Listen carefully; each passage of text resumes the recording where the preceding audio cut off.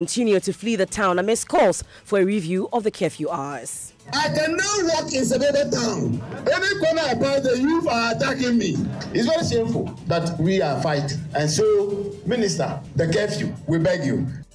We have the latest following clashes between Konkombas and Chokosis that has left 4 dead and over 150 houses burnt. We have live details. Also, Public Interest Accountability Committee raises red flag about Finance Ministry's inability to meet statutory timelines on how it expended Ghana's oil revenue in 2018. In this particular instance, a request to Ministry of Finance for revenue and expenditure data was partially responded to. The ministry released on time the revenue data, but not the expenditure data.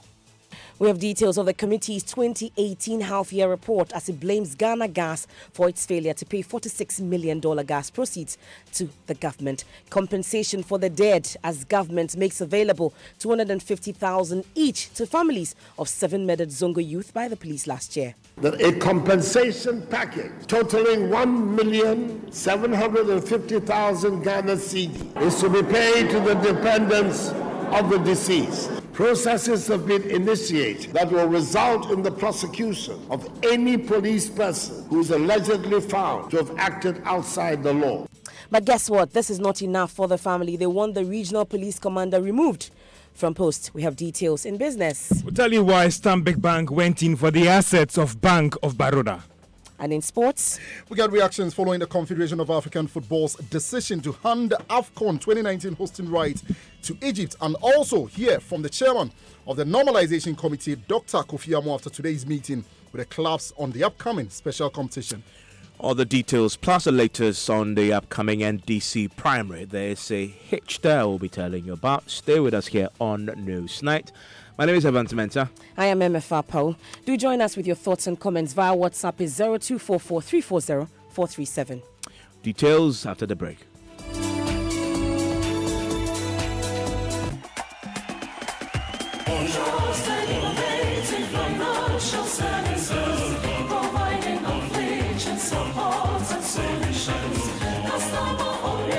Superior services, your success our portion.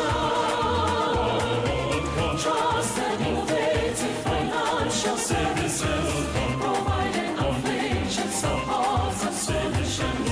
Customer-oriented, superior services, your success our portion.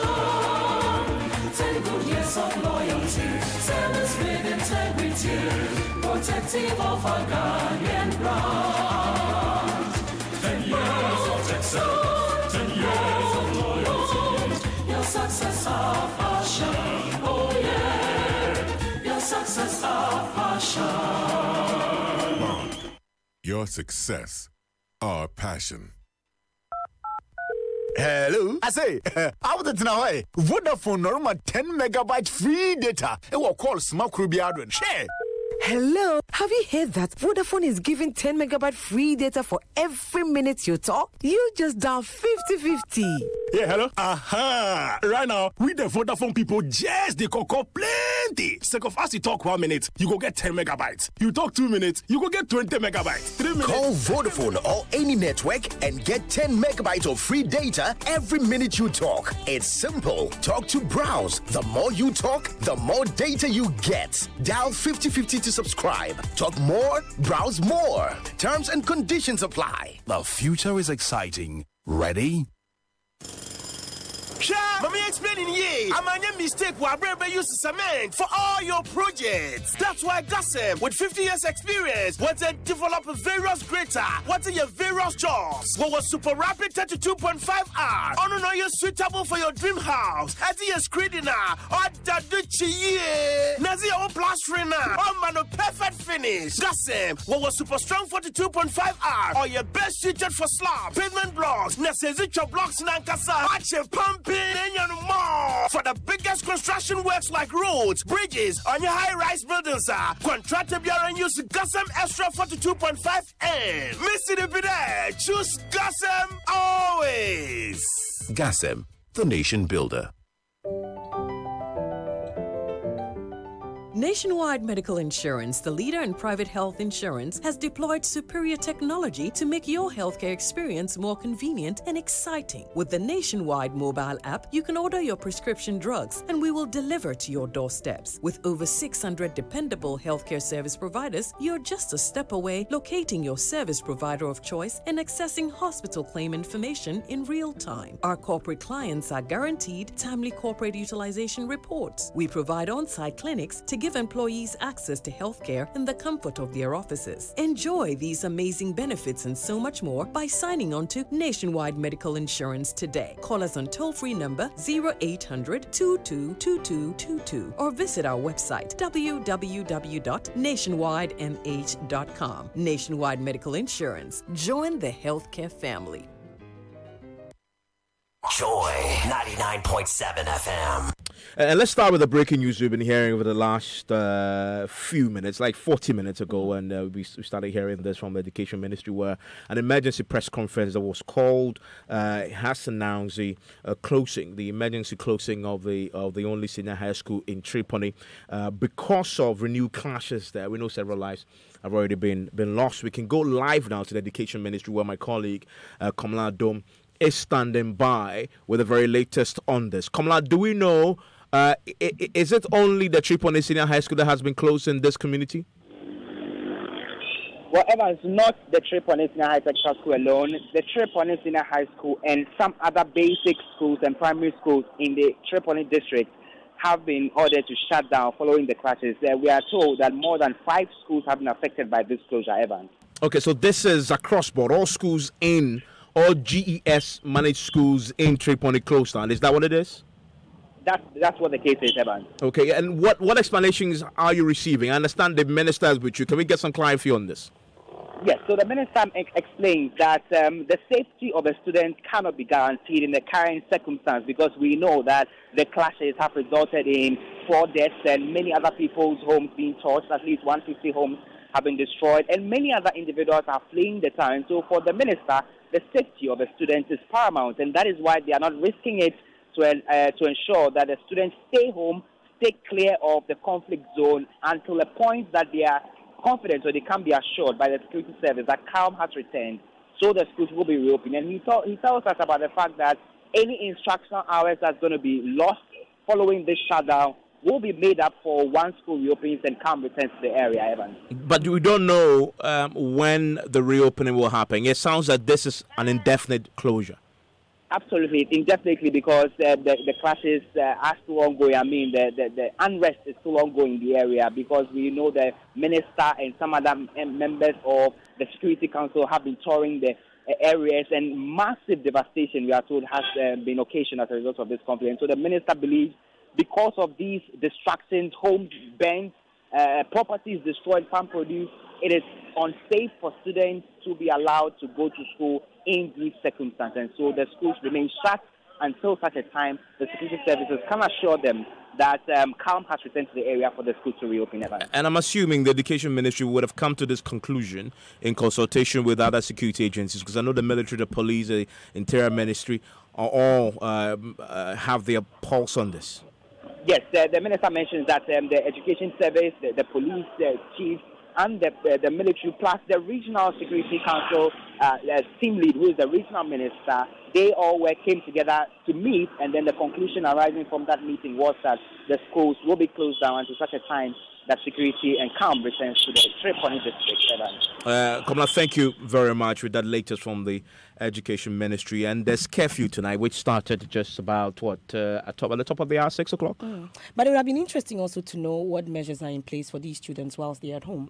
Is there anything that you'll be doing? But we'll hear from the Education Ministry later. But this is a clash between the Konkombas and the Chokosis. It's been on for over a week now, and it led to a curfew being imposed on the area. It's from 4 p.m. to 7 a.m. Now, residents are calling for a review of that curfew imposed on them because we're hearing that residents are fleeing the town. Now we've heard that the schools have been shut down. Health workers are also abandoning their posts. We can hear from the MP, one of the MPs in the area who's been speaking to Martina Bugri, that's Charles Bintim, who made the appeal on behalf of the people for a review of the curfew. I can now walk in Sebede town. Any corner I pass, the youth are attacking me. So I beg you, And I want to say that in this situation, your security men on the ground have done more than necessary for us. They have been very wonderful, very professional, and we commend them highly. I also want to plead with my chiefs to warn our people. The security are here to guide us. It is because of our safety. So if we provoke them, then we'll have ourselves to blame. So let us continue to do what will help to bring peace and lasting peace to this area. It's very shameful that we are fighting. And so, Minister, the curfew, we beg you. So you heard that the Saboba MP Charles Binti Martina Bugri joins us on the line. We are told that the minister for the area, the regional minister and his team have been touring the affected areas, and Martina joins us. So which particular areas have you visited today, Martina? We went to Triponi, Naduni, Tampong, and Kumdini, and then we also went to Saboba. The minister has been touring to see the extent of damage caused by this conflict. And I must say, MFA, it is heartbreaking to see several properties destroyed, wells being destroyed, animals everywhere, foodstuffs, grains, and business owners have had their businesses destroyed. We saw a drinking parlor where several cartons of Guinness and assorted drinks have been destroyed because of this conflict. I would say that going to some of the communities, we noticed that kids' compounds were empty, which would have been bursting with life at this time because people be going there are all empty and schools are also shut. So we just got back into Tamale, and right here with the minister, we want to find out his assessment of what has gone through. Sir, we just came back. What's your assessment of what you saw? Yeah, thank you very much. I'm happy we all went and saw for ourselves. It's unfortunate that this conflict happened, and you see that the people were in a desperate need, especially the affected communities. But I was going to give them some hopes, because when we met the people and we went to see some of the burned down villages, farms, we realized that they started moving back to their communities. But both ethnic communities, they realized that from our listening to our presentations, they saw that there is no need for them to really have been engaged in this type of open violent conflict. So I am happy that we extended a call to them that we are going to do an emergency peace conference that will involve all the assembled men and women from both the Anufo, that is the Chokosis and the Konkombes, and all of the key opinion leaders, those who are even former appointees and current appointees in government, who will all assemble on Thursday at the RCC conference hall, so that we talk to them, and also their paramount chiefs will come with their sub-chiefs, so that we discuss to see how we can tease out a permanent solution, so that that open violent conflict will never happen between the Konkombes and the Chakosis. So, you've heard the regional minister on his take on the touring of the area this evening. Well, Martina, so if you're still with the regional minister, a while ago you told us that the Saboba MP is calling or appealing for a review of the curfew hours. Is he able to say what they're going to do about that appeal? Okay, Honorable Minister, they want to know if you'll be able to do something on the appeal of the curfew that has been asked for, the review. Yes, they are calling for the review, but the curfew too is part of the strategy to restrict people from moving and mobilizing under the cover of darkness.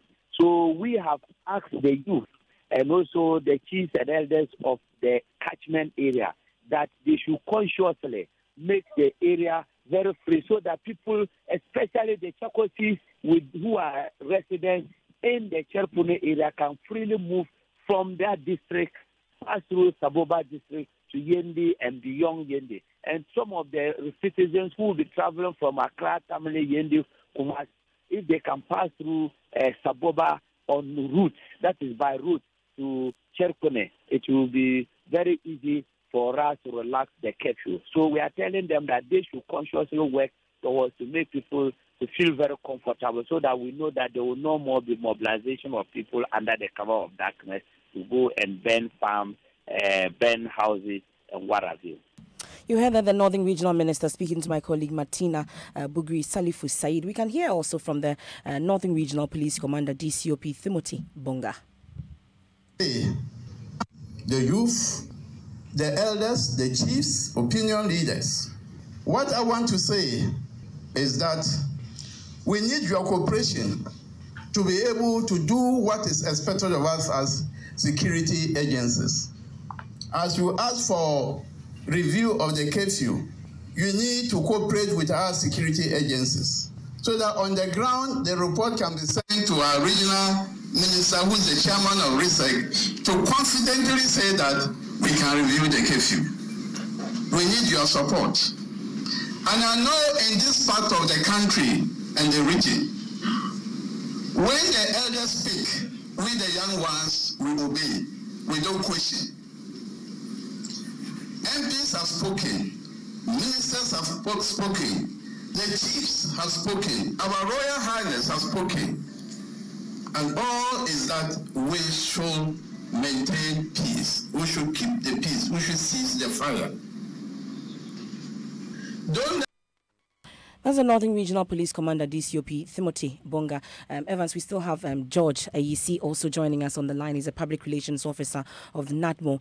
Thank you very much for your time here on Newsnight, Mr. Ayisi. So we know that about 150 houses have been burnt down. We are told 4 persons are also dead. But do we know exactly how many people have been displaced in this clash? Thank you. Good evening to your listeners.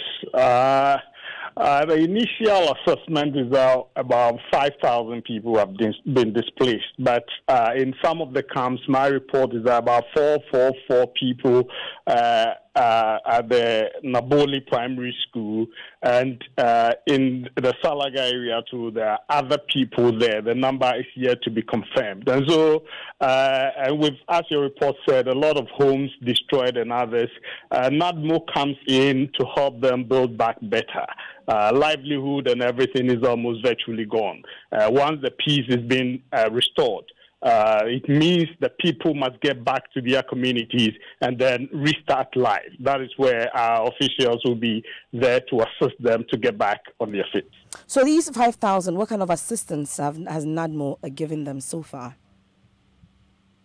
Initially, the district assembly that is taking the lead. We're grateful to the Chereponi Assembly and, of course, the Gushigu Assembly. They took it up. Our regional director and his team have brought a report to the national headquarters, and we are now about dispatching relief items to go there. And so what they have there, buckets, blankets, and family, is not enough. They will need food support, relief items in terms of food and others, and we are about to dispatch these items to the place to help them. Well, we're grateful for your time. That's George Ayisi. He speaks for NADMO, joining us here on the Tripoli situation. So listen to Newsnight on Joy 99.7 FM. And MFA today, one of the biggest stories so far has been the situation in Kumasi where Men's Gold customers have been demonstrating. They were burning tires, blocking roads. The police, we understand, arrested some 7 of them who were behind bars as of the time that we're speaking to their leaders, who say that they were still masked by the police headquarters in Kumasi, trying to get their members released. We can speak to the regional police spokesperson. Ms. Ihanyo joins us on the telephone line right now. Thank you, Ms. Ihanyo, for your time here on Newsnight. So what's the situation with the individuals you arrested? Thank you very much for your question. What I can say for now is at the moment they are with the police, CID. We've taken their statement, and very soon we'll be granting them, we'll be giving them court bail, and then they will be reporting tomorrow, God willing, to be sent to court for offensive conduct. That is the charges, offensive conduct, and then unlawful assembly. So they've been released? Yes, they'll be released this evening. That is the. Oh, they will be, but currently they are still behind bars. You are processing. They are in the offices of the Criminal Investigation Department. Okay. At the time I spoke to the investigator, there's a directive that they should be granted court bail, so that tomorrow morning they will report to the command and then be sent to court as I indicated earlier. Okay, you mentioned the charge. Have they been charged now, or you intend to charge them tomorrow when they're ready for that? That is the charges that has been preferred against them. And you say, just remind me of the charge again. Offensive conduct and unlawful assembly. That is the charges that the CID preferred against them. Tell me exactly, for those who are hearing about this for the first time, what did they actually do? We've heard about burning of tires and blocking roads. From what I understand, they didn't have the blessing of the police to embark on this. Not that they needed, but they didn't respect the Public Order Act. We heard of this demonstration that was yesterday. We read it on social media, that is WhatsApp. It was trending on WhatsApp. They were inviting members of the customers, as in concerned customers of Men's Gold. So we got telephone numbers of some of them, and we invited them for a meeting. They declined. They actually sent our invitation, and because of that, the command issued a statement warning them from embarking on this illegal demonstration. But they defy our orders, and at dawn, around 4:30, we got information that they had gone to block the Amakom, between Amakom and Labour Roundabout, that stretch, and then burning ties and then causing mayhem. That made us go there with the fire service. We were able to put off the fire and tried our best did our very best to get them off the street, and we dispersed them somewhere around 8:45 to 9 a.m. And we were able to also get these numbers arrested. And as we speak, we aren't going to relax. We make sure we continue to police the area, continue to make sure such unlawful act is not committed again. I'm grateful that you joined us. That's Godwin Ahianyo there. He speaks for the Ashanti Regional Police Command. Well, today, fundamentally, we know that these customers of Men's Gold have been asking for state intervention to assist them retrieve their locked-up funds with Men's Gold. Well, luckily today we had the second deputy governor of the central bank in our studios on the morning show, and she was asked a question about this, what the central bank was going to do with the Men's Gold situation. She says, first of all, they're not even aware of what is happening with Men's Gold, and in essence, the customers are on their own. I have no idea what's happening. I'm sorry. Bank of Ghana has been very clear for a long while about the fact that this was an unlicensed operation. We were not responsible for it. We warned the public at different points in time. We told everybody if they continue to keep their money there, they did that at their own risk. And that's all I can say about it. But it's still within the powers of the bank to move in and close an institution that is holding itself as a financial institution and is not regulated, is it not? Well, we had started the process of close consultation with other stakeholders, which we had wanted to work with. You don't just get up and close an institution. You need to understand what's there. What are they holding? Whose deposits? In what amounts? How are they invested? If you close them, where can you find it so people can get? And so that process, it takes a while.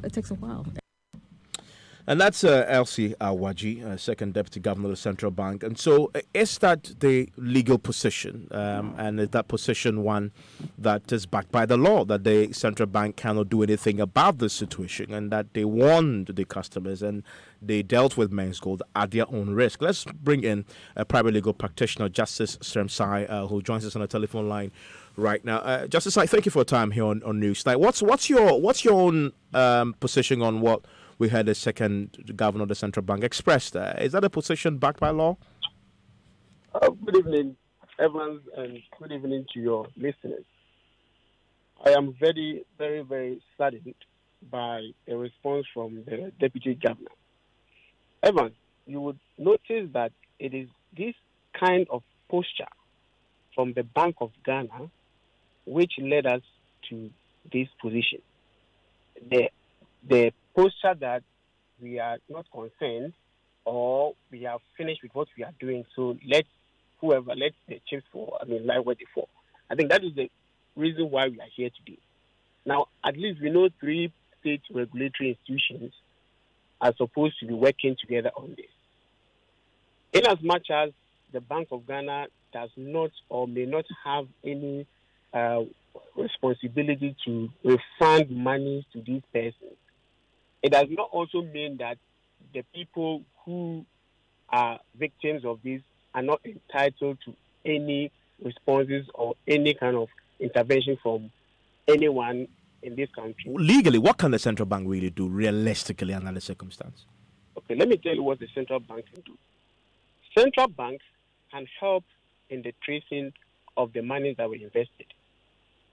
You and I know that Men's Gold is not a bank. So definitely, whatever money Men's Gold collected went through some banking institution.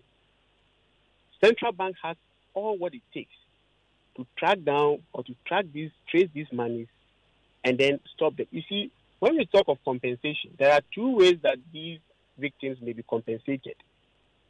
First of all, let's agree that they will not get all their money, because if all the monies were obtainable, there wouldn't be any problem in the first place. But they may get something, and that is what is done in all civilized societies. They get something. Now, they may get these monies from two sources. We may decide that we will use taxpayers' money to compensate them somehow. That is one. We may also decide that we will use assets of Men's Gold itself, its partners and associates, to pay them the compensation. Now, what I expect the central bank to do is to collaborate with other regulators like the SEC to trace these assets, and also not just the assets of Men's Gold, but also the banks that dealt with Men's Gold. And there are precedents about this. In the United States with the Murdoch issue, Goldman Sachs assets were traced because they were bankers, and if they operated properly, they would have found out that the monies that they were receiving, or the monies that the Ponzi scheme was passing through their account, would have been detected. So, Mr. Sai, not to cut you, Mr. Sai, but did I hear you right saying that one option available is to use the taxpayers' money to offset these depositors? When they've been warned over the period, we've seen statements from the Bank of Ghana, we've heard the Precious Minerals Commission, we've heard from the SEC as well, all warning depositors about the acts of Men's Gold. And you say that they should use depositors or taxpayers' money to offset these? Is that what you're saying? Let me clarify. I did not say they should. I am giving you two ways that the money, the compensation may be paid. I have not said that they should use taxpayers' money. What I'm saying is that there are situations where taxpayers' money may be used to compensate, and we have seen that in this country before. So it is one option. I am not in any way suggesting that that option should be used. Now, what I'm saying is that it is not a very encouraging posture to say that they are greedy and therefore they have been warned, so they should carry the losses. I think that is rather unfortunate and unacceptable generally, because when we pay taxes and we set up institutions to regulate industry, it is exactly because of what Men's Gold seems to have done that we pay these taxes. So for you to just say we have issued warning and therefore we are absolved of any consequences of what the behavior, what the victims went through, then I think it's an abdication of one's duty. So therefore, the point I am trying to make here is that going forward, the Bank of Ghana can still partner with all the financial institutions, the Registrar General, the regulators, Securities and Exchange Commission, and there should be a deliberate effort to track down these monies, because it is possible. Money leaves traces. Money does not disappear just like that. Yeah. So it is possible to get this money. And that is assuming that the owners and managers of Men's Gold, in fact, kept their monies within the jurisdiction and in financial institutions in Ghana and in fiscal cash. But I'm grateful that you joined us. Justice Serem Sai is a private legal practitioner sharing his thoughts on this. But what are your own thoughts on this subject? How should the state agencies handle it? We've had a position of the central bank. Do you agree with what the central bank's position is on this matter? I want to hear from you on this. Yao Ntema sent us his own thoughts. He says, I doubt Men's Gold has any assets to be liquidated, or all their offices, I suspect, are leased. In fact, it's a case in Kumasi. It's a case in Kumasi where the court has ordered that Men's Gold properties should be sold off and the process used to repay a customer. We are learning today, if you heard us on Top Story, we're hearing today from our correspondents in Kumasi that the court went into it and realized that the property in question does not belong to Men's Gold after all, and so they have to find who really owns it. It's the key subject here that whoever wants to help the customers will have to deal with. Another one says that these greedy Men's Gold customers should stop disturbing our ears if after Piram R500 and recently DKM experiences, they still went into it, then it was pure greed and they should live with the consequences. They deserve it. The customers, he says, simply deserve it. And final one says it's also on the Men's Gold issue, says the Men's Gold customers deposit that the company had no issues until this government through SEC decided to step into the operation. So these arguing were warned are missing the point. In any case, what was SEC doing for all the time Men's Gold operated? Those are some of your views on this subject. After the break, we'll tell you about the 1.7 million cedis government has set aside to compensate families of those who lost relatives in Kumasi in the shooting incident there. We have details for you when we return from business. And the latest from the camp of the NDC, their primaries to elect a flag bearer has hit a snag. We have details on that as well. George. Welcome back, Emefa Evans.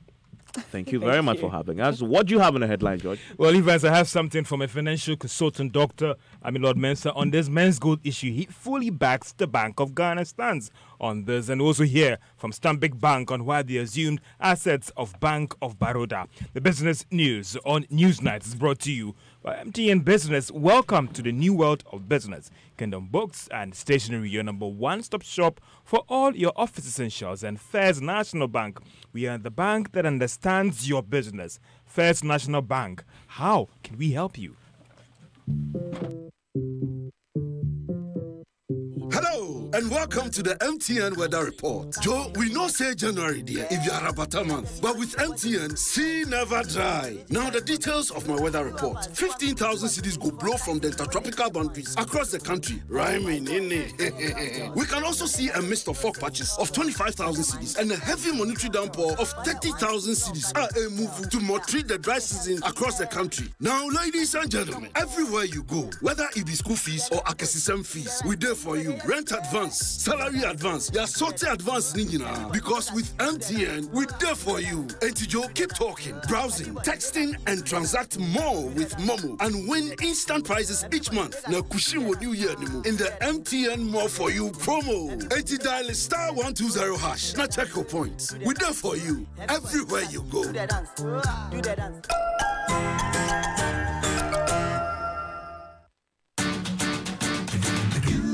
Nothing but the best, we stay above the rest. More quality, more affordability. Kingdom Books and Stationery. Everybody's going to the one and only shop where customer satisfaction is a guarantee. Kingdom Books and Stationery. Oh yes, with our 30 days credit facility with no interest charge, free delivery services, and our free consultation on setting up your office, Kingdom Books and Stationery is unmatched in our delivery of quality and affordable office essentials, equipment, and furniture. Experience world-class customer service in all our branches in Accra, Tema, Kumasi, Cape Coast, and Takoradi. Call us on 0302-764-101 or visit our website at www.kingdomgh.com. Kingdom Books and Stationery, your number one-stop shop for all office essentials and stationery. Terms and conditions apply. Let us help you bank with the right bank. At First National Bank, we're more than just a bank. We're a digital partner that actually understands your business. Enjoy massive value with our various banking solutions. Get a business check account, a day-to-day transactional account for all businesses from all sectors of the economy. Access our online banking enterprise and bank your way 24/7. Invest with our short or long-term options that enable immediate access to funds. Optimize your cash flow, raise capital, and acquire assets with ease with our lending solutions. Trade with speed, consistency, and innovation with our global payments and forex solutions. With so much value up for grabs, there is no reason not to bank with First National Bank. First National Bank. How can we help you? Joy 99.7 FM. You're welcome back to Business on Newsnight. And financial consultant and lecturer Dr. Lord Mensah says he fully supports the latest stance of Bank of Ghana on men's gold and its customers. Now, this was after the second deputy governor of the Bank of Ghana, Madam Elsie Awaji, noted that there's little can be done for the customers. It's coming after they embarked on demonstration in Kumasi, pushing for their investments to be paid for them. Dr. Mensah tells Joy Business Bank of Ghana's action is in the right direction. Bank of Ghana cannot commit the taxpayers' money to rescue the situation. So whoever is calling Bank of Ghana to come and save the situation, for me, I think is in the right, is in the wrong direction. So I believe that yes, Bank of Ghana should stand firm, and then it shouldn't be like they were operating within the jurisdiction of the Bank. What would you say that these appeals are more of a humanitarian ground? Well, they are, but then trust me, in the investment world, we don't leave it for novice. You know, if you are investing and you don't really understand the product that you are going to invest in, that is why we have, mutual fund, we have trust fund, and all those. If you don't understand it, it means that is when you form part of the mutual fund, so that you get a portfolio manager who understands the investment world to invest your monies for you. But you have taken the risk to invest directly yourself. And when it happens like that, you receive your reward. You are your own portfolio manager. So I don't expect that those humanitarian grounds operate. We are talking about economics here. Financial consultant and lecturer Dr. Lord Mensah. Now, Stanbic Bank has been explaining why they went in to acquire or take some selected assets of Bank of Baroda in the country. Bank of Ghana last year approved an agreement that will allow Stanbic Bank to assume all deposits and selected assets of Baroda in the country. So why did they go in for these assets? Now, that's the question I posed to Al-Hassan Andani, Managing Director of Stanbic Bank. Baroda, if you look at their balance sheet, is probably one of the best run banks, And Baroda has interesting. Yes, if you look at Baroda, they have a lot of lessons for people to learn. So this was a very simple relationship managed bank. They came in clear who their customers are, and these customers are third, fourth generation, firms that have Indian connections or Asian trading relationships. Baroda is a state bank in India. It's a very well managed. So Baroda doesn't have ATMs. They don't have debit cards, credit cards, nothing. So, and this year, 2018, they would make 25 million profits. So for us, we went to Baroda because we admired our client base. We just took on the clients. Because look, even from the 31st of December, right, Baroda didn't have a banking license. And these clients should not suffer any break in their banking needs. So fortunately for us, the core banking system of Baroda and our core banking system is the same. Their customers respect us. We respect their customers very much. So they agreed to, for us to assume the business. And the point that has to be made again is in terms of solvency and liquidity. So Baroda was at the point that if on the 31st of December that they were handing over their alliances, all their customers needed to queue up to be paid their deposits, current account deposits, savings account deposits, fixed account deposits. They would have been able to pay everybody. Al-Hassan Andani is a managing director of Stanbic Bank. Baroda decided to leave the country after their major shareholder, that is the Indian government, decided to review the operations over the world. We also understand that they've actually gotten out of the South African market as well.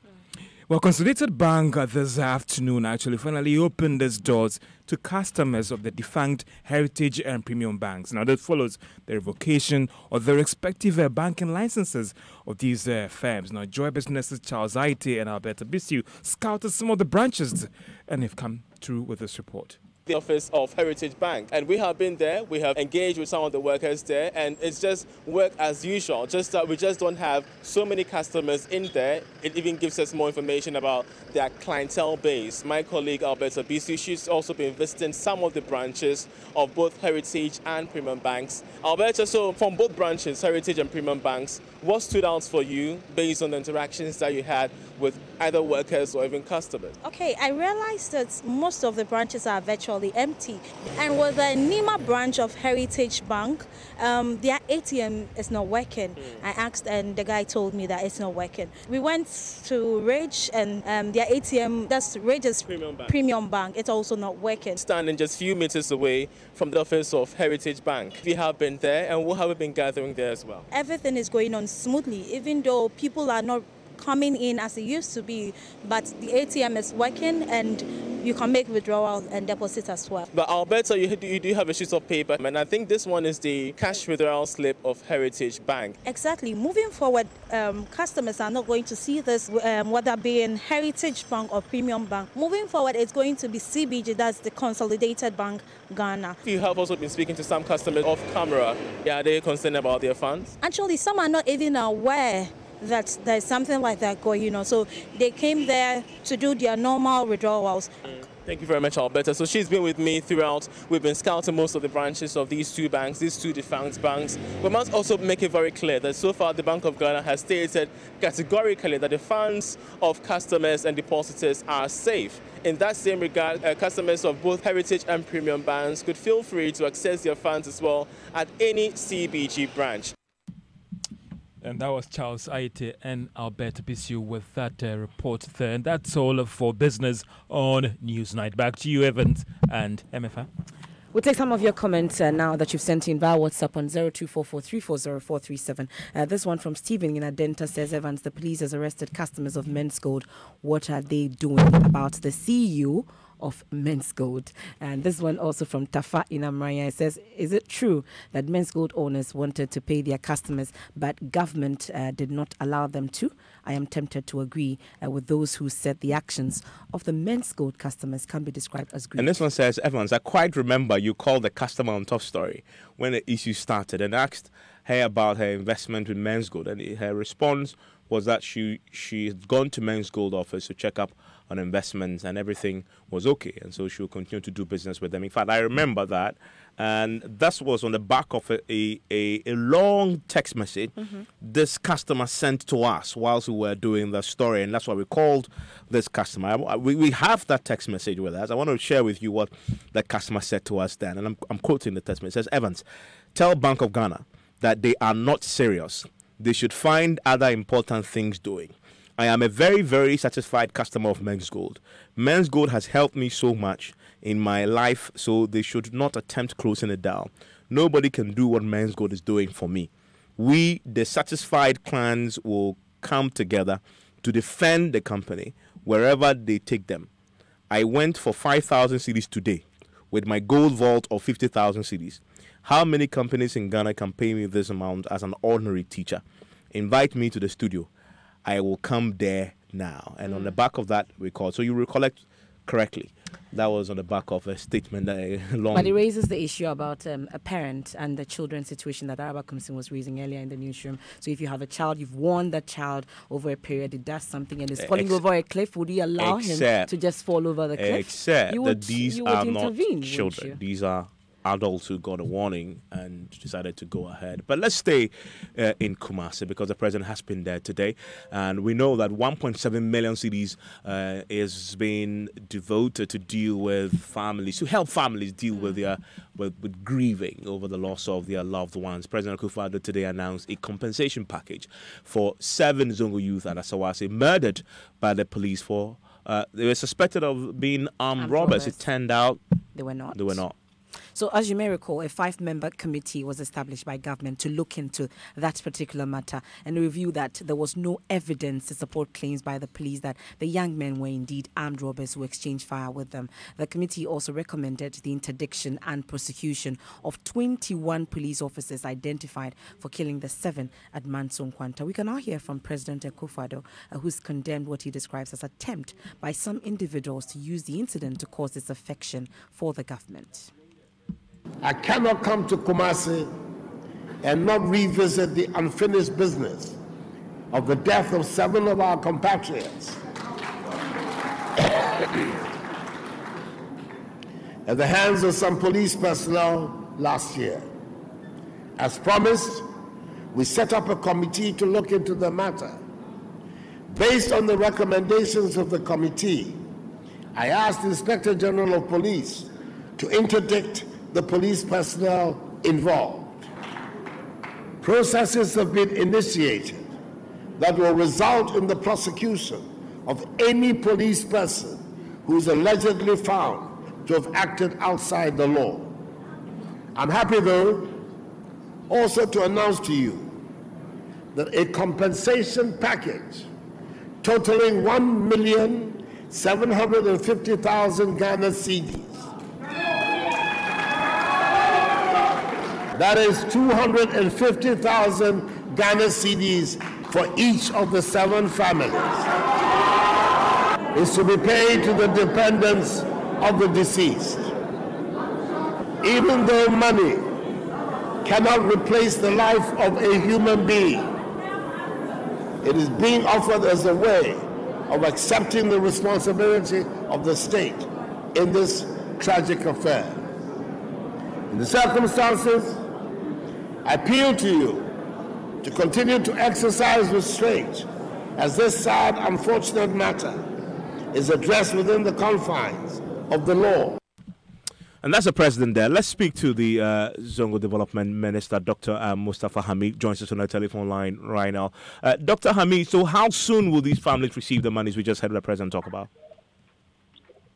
Ivan, this is Sabik. This is not a minister. This is Sabik, Director of Communication. Let's speak to her. But thank you very much, sir. Let's get your sense. And he speaks for the families now. We'll get the minister on the line shortly. So, what's your reaction then to the announcement today by the president? About the monies that the president promised about payments. Is that what you are referring to? Yes. What the president announced today, the package. Yes. Yes. What's the family's reaction to that? Well, we are still at the grounds here. We haven't closed yet. The president came and mentioned that today here. We haven't closed yet. But the promise we're not also here. We are unable to say for sure for now that this is their reaction. But certainly, knowing what has happened, and like the president also said, monies cannot replace, the losses that the people had endured. But certainly, it's just a compensation and to let the state show that it is taking steps to, ensure that their pain is reduced, their pain is contained. And so I would think that certainly the families would welcome this as good news. Thank you very much for that. We'll try and get the minister on the line and get his take on this. So listen to Newsline on Joy 99.7 FM. Let's do some sports now. And so I told you when this is a new year. Happy New Year, by the way. This is my first time seeing you. Shame to you. I'm wishing you Happy New Year because you masterminded Mourinho's sacking. Oh, yeah, he was so happy. How did I do that? You did. How? One of the people from this tiny little country for the head of Jose Mourinho. Tiny little country called Ghana. I cannot influence Mourinho's sacking. Well, you're a big man. But you supported it in quiet. You did. I was even against the appointment in the first place. Yeah, so you did support me in the first place. So yes, what do you have in the headlines? Anyway, so the Ghana Football Association Normalization Committee met representatives of Premier and Division 1 league clubs at the Ghana Football Association Secretariat today to look at the format and modalities of the special competition which is set to start this month. Normalization Committee Chairman Dr. Kofi Amon spoke about the benefits of having this competition. I think the meeting went well. In a gathering like this, you're going to have diversity of opinion, but I think the consensus that Ghana should start playing football was clearly demonstrated. And this is what is important to the Normalization Committee, that Ghana must start playing football. Did they give you an idea of how eager the clubs want to play football in the country? Not necessarily in this meeting, but we get calls, and every time we meet with them, that the players are getting rusty, the club owners are making overhead payments, and there's no commensurate revenue coming in. So as much as possible, they've been encouraging us to do something and start playing football. I know the modalities were discussed with the clubs. Are they okay with it? Well, I would say 95% yes. I think they are. You see, I also told them that this is not perfect conditions. We are still on the road to perfection. And until we get there, any tournament that we put in place is going to have some some areas that people will contend with. So they understand that, you know. Now, in June, all attention will be in the land of the Pharaohs after CAF decided to hand Egypt the hosting rights for the African Cup of Nations 2019. Egypt beat South Africa, the only other nation to a bid, by 16 votes to 1, with one abstention at the CAF Executive Committee vote in Senegal. Yesterday, original host nation Cameroon was stripped of staging duties in November because of slow preparations. Egyptian journalist Mohamed Tarek says fans in the country are happy to have the tournament again after 13 years of hosting the last tournament. Yeah, fans are obviously excited to see the Cup of Nations coming out of nowhere to Egypt after the last time Egypt hosted the Cup of Nations was 2006. Fans are looking forward to this tournament as a start of a new era in Egyptian football. Egyptian football has gone through many difficult years in the past years. Since 2012, fans were not allowed to enter the stadium sometimes, and they are looking forward for this competition to be a beginning of a new era, to forget all what happened in the last years and to start a new period in which fans can always go to the stadiums and become a part of it. Now, there are games in the Carabao Cup later tonight. And for those of you in Kumasi, you can catch live commentary on Love 99.5 FM. That's your sports. Thank you very much, Hans Mensah Ando. Now, the minority in Parliament is accusing government of extorting monies from contractors by forcing them to forgo up to 15% of debt owed them. They say the extortion is being done through a new financing arrangement with Fidelity Bank. In a statement, minority spokesperson on finance, Kasiola Tuforsen, demanded an immediate withdrawal of the arrangement. Joseph Opoku Gakpo joins us in studio now with details from that statement. So, Joseph, we've gathered some details on this issue from the contractors themselves. What exactly do we know? So they've shown details of a text message and communication that's got into them from the bank indicating that they could come for a conversation, and the deadline was 28th of December around how to get debts that's owed them by government paid under the said financing arrangement. And from what we gather, some of them indicate that they've approached the bank and conversations are ongoing as to how the payment should be done and how the terms of the contract itself would be.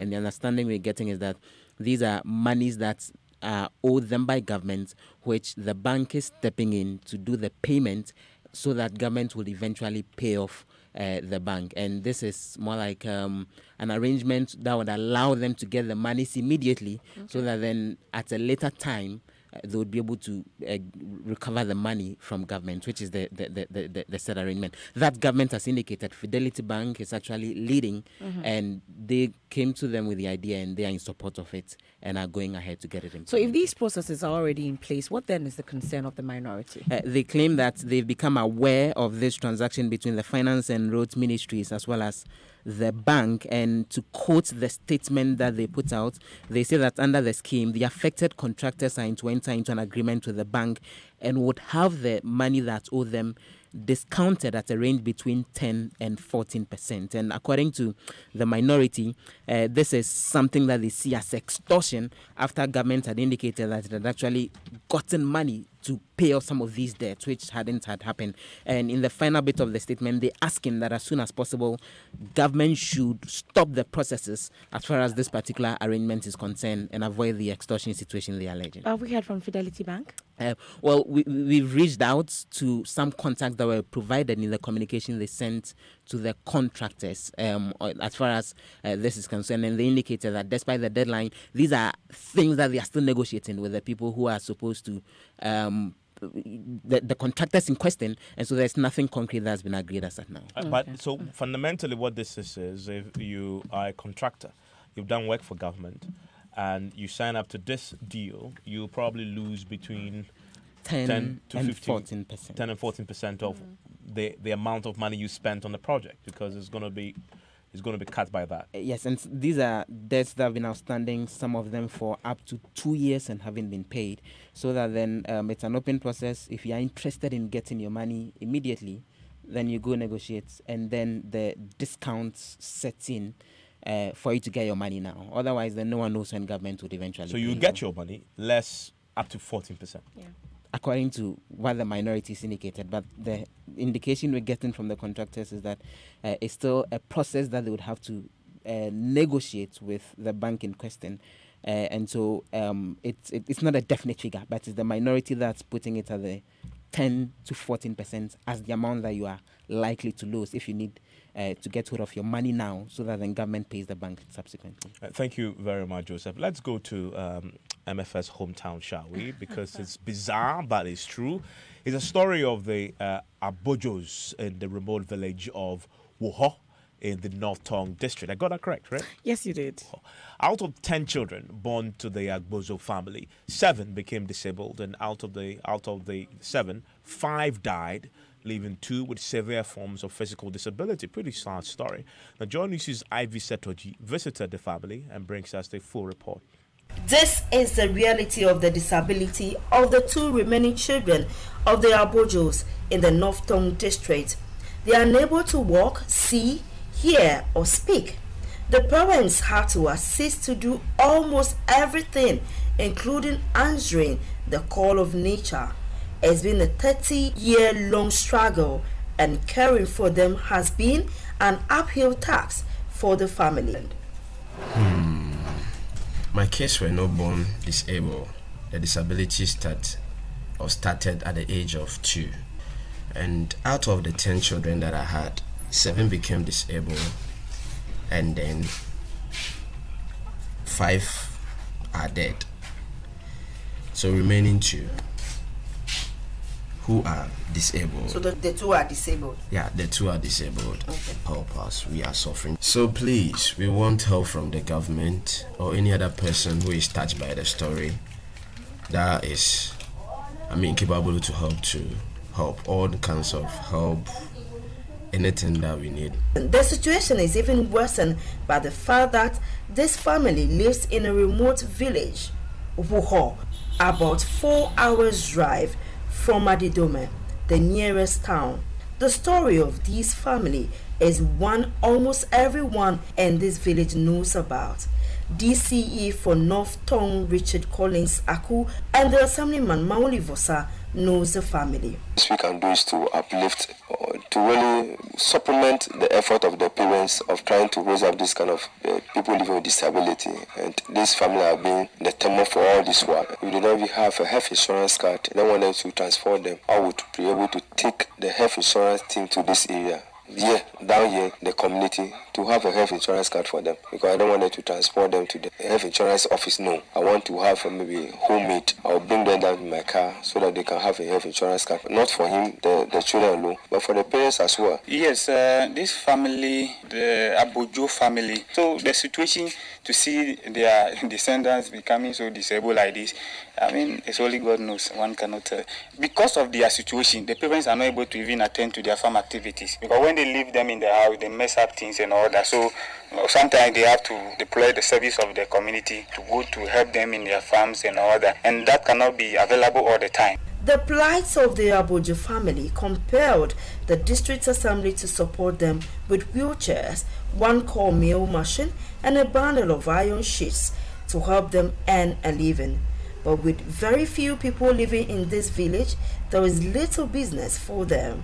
The struggle of the Abojos continues. The family every day presents another opportunity to owning that something will change. Ivy Setoji, Joy News, Wuho. And that's it for News Night tonight. On that pretty tragic note, you have some more messages to share with the rest of the world. Yes, I do. Jerry Mozilla says, my take on this matter is the fact that the closure of SHS and review of the curfew time frame in Tripoli is not going to be a recipe for finding lasting solution to this feuding parties. And Uncle George Kumasi Evans failed to mention your name earlier. And this one from Dr. Abedi Kwadaso says, now Men's Gold customers have seen where greed can lead to. They should better trace Nanapia Mensa for their money, since taxpayers' monies have relevant things to do. And that's it for tonight's edition. And Geek Squad, they're up next. And is it a first in this year? No, it's not. Yes. What are we talking about tonight? We're talking about the trends of 2019. So we're forecasting all the tech trends that will be coming in this year, from flying cars to self-driving cars to and the phones that can bend, foldable phones. But phones that can bend, that's an old one. That'll be weird, eh? No. But now imagine your screen folding. You can fold your screen and put it in your pocket. Like a papyrus. And put it in your pocket. Put it in your pocket. Yeah, but that's good. So the screen So should that's stop cracking. exactly, And, oh my goodness. you know? The I mean, companies make a lot of money out of us just because of the screen. You can just repair the screen. You can buy a brand new phone with this repair. I know, right? Yeah. You know, LG released a foldable TV. So if you don't have you live in a one room and you want a big screen, you can actually buy a TV that folds. So when you're not using it, you just fold it and tuck it away. Oh, that's good then. So that when the arm robbers come, they don't even know there's no television in your room. Ghana arm robbers, they will punish you for not having a TV.